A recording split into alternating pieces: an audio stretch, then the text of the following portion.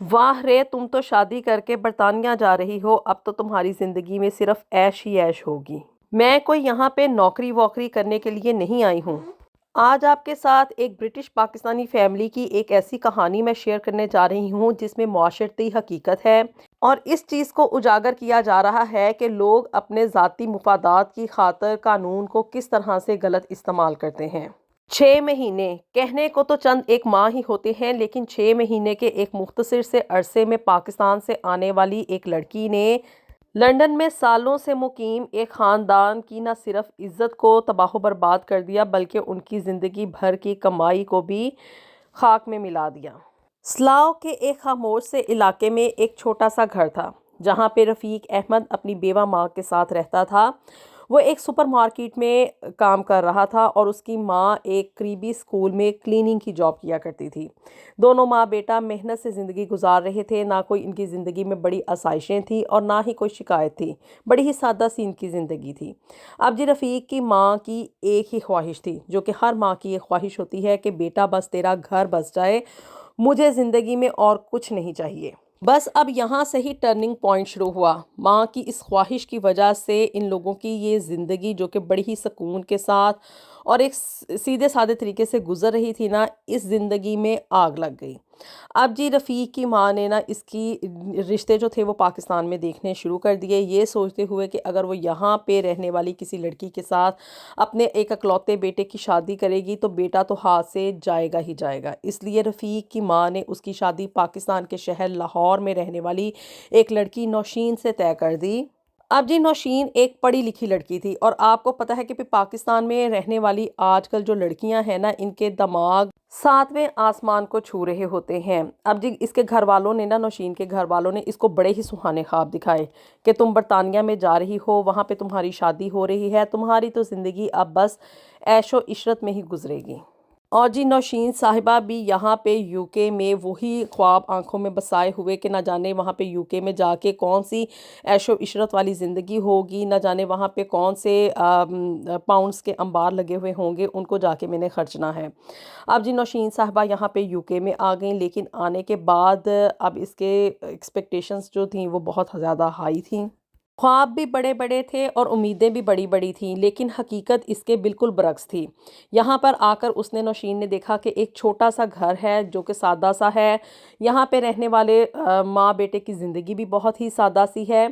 اور ساس جو ہے نا وہ ہر بات کے اوپر اس کو نصیحتیں کرتی ہے، ہر چیز میں روکا ٹوکی ہوتی ہے، ہر چیز میں بچت کرنے کے طریقے بتائے جاتے ہیں۔ اب جی شروع کے دنوں میں تو اس نے ان چیزوں کو اگنور کیا، اور لیکن وقت گزرنے کے ساتھ ساتھ یہ جو باتیں تھیں نا وہ طول پکڑتی گئی، اور ساس نے جب اسے یہ کہا کہ بھی یہاں پہ رہنے والے ہر بندے کو جاب کرنی پڑتی ہے، تو نوشین نے آگے سے یہ کہا کہ میں یہاں پہ نوکری کرنے کے لیے نہیں آئی ہوں، بلکہ میں تو یہاں پہ عیش و عشرت کے ساتھ یہاں پہ پیسہ لٹانے کے لیے آئی ہوں۔ مجھے کوئی یہ نہیں بتا سکتا ہے کہ زندگی کس طرح سے گزارنی ہے اور کس طرح سے مجھے آگے اپنی لائف کو لے کر چلنا ہے۔ اب بیچارہ رفیق بیچ میں پھنس کر رہ گیا تھا۔ وہی ایک کہانی کے ایک طرف ماں تھی اور دوسری طرف بیوی تھی، لیکن حالات کے پیش نظر آخرکار نوشین کو ہار ماننی پڑی اور اس نے یہاں پہ نوکری شروع کر لی۔ اب جس جگہ پہ وہ نوکری کر رہی تھی نا، اس جگہ کے ماحول پہ اور اس جگہ پہ بھی رفیق اور اس کی ماں کو اعتراض تھا۔ اب اس کی ماں نے کہا کہ ہم تو یہاں پہ ساری زندگی رہے ہیں، ہم نے یہاں پہ رہتے ہوئے نوکریاں بھی کی ہیں، لیکن کبھی بھی اس طرح کی نہ تو مطلب اس کی ماں آؤٹ سائڈ یہ ڈریسنگ کر کے جاتی تھی، نہ ہی کبھی اس طرح کے ماحول میں وہ رہتی تھی۔ اس وجہ سے ان کی نا آپس میں نوک جھوک شروع ہو گئی، باتیں جھگڑوں میں بدل گئیں اور جھگڑے روز کا معمول بن گئے تھے۔ اب جی ایک بڑی مشہور کہاوت ہے کہ نیم حکیم خطرہ جان ہوتا ہے، یہی حال نا اب ان لوگوں کے رشتے کا بھی ہوا۔ نوشین کی ایک کزن تھی جو کہ یہیں پہ UK میں رہتی تھی اور وہ اس کو اکثر مشورے دیا کرتی تھی۔ نوشین اپنی زندگی میں پیش آنے والے تمام معاملات، اپنے گھر کی جتنی بھی باتیں ہوتی تھی نا، وہ اپنی کزن کے ساتھ ڈسکس کیا کرتی تھی۔ اب جی اس کی کزن نے نا اس کے کان بھرنے شروع کر دیے کہ یہاں پہ یہ رہتے ہوئے UK کے جو قوانین ہیں نا وہ عورتوں کے حقوق میں ہیں، ان کے قوانین کے تحت رہتے ہوئے تمہیں اپنے شوہر سے اور اپنی ساس سے دبنے کی کوئی بھی ضرورت نہیں ہے۔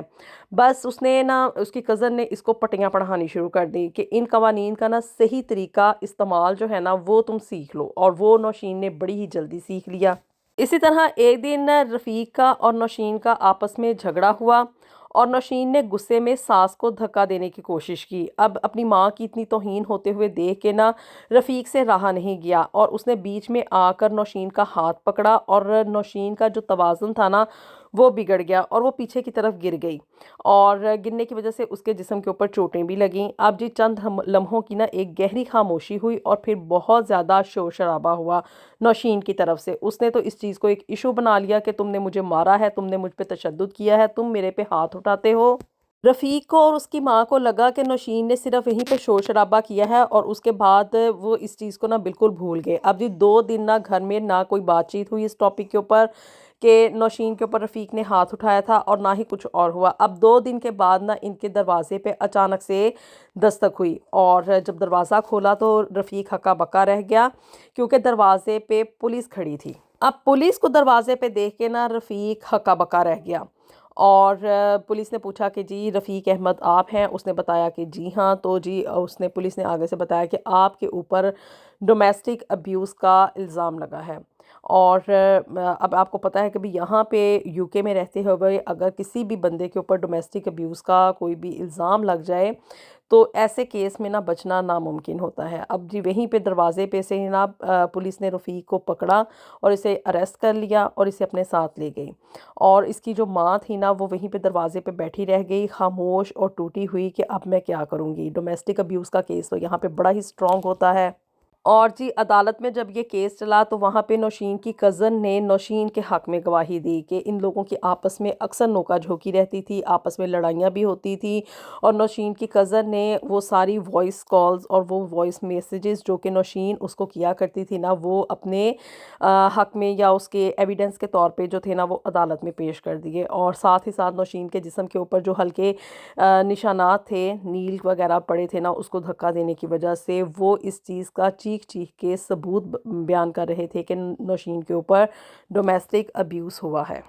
اب اس سارے سلسلے میں نا رفیق احمد اور اس کی ماں بڑے ہی ہلکے پڑ گئے، ان کی تمام صفائیاں ناکارہ ثابت ہوئیں اور چند ہفتوں کے بعد اس کیس کا فیصلہ آ گیا۔ رفیق کو سزا ہوئی، جرمانہ بھی دینا پڑا اور اس کے ریکارڈ کے اوپر ایک بڑا داغ بھی لگ گیا۔ اب اس کی وجہ سے کیا تھا کہ رفیق کو آگے کہیں پہ بھی جاب لینے میں انتہائی ہی شدید مشکلات کا سامنا کرنا پڑنا تھا۔ اور نوشین کا اب کیا بنا؟ نوشین اب یہاں پہ لنڈن میں الگ رہتی ہے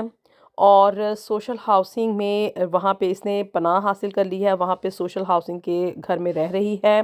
حکومت کی طرف سے سہولتیں جو ہیں ان کو انجوائے کر رہی ہے، ایک آزاد انڈیپینڈنٹ زندگی گزار رہی ہے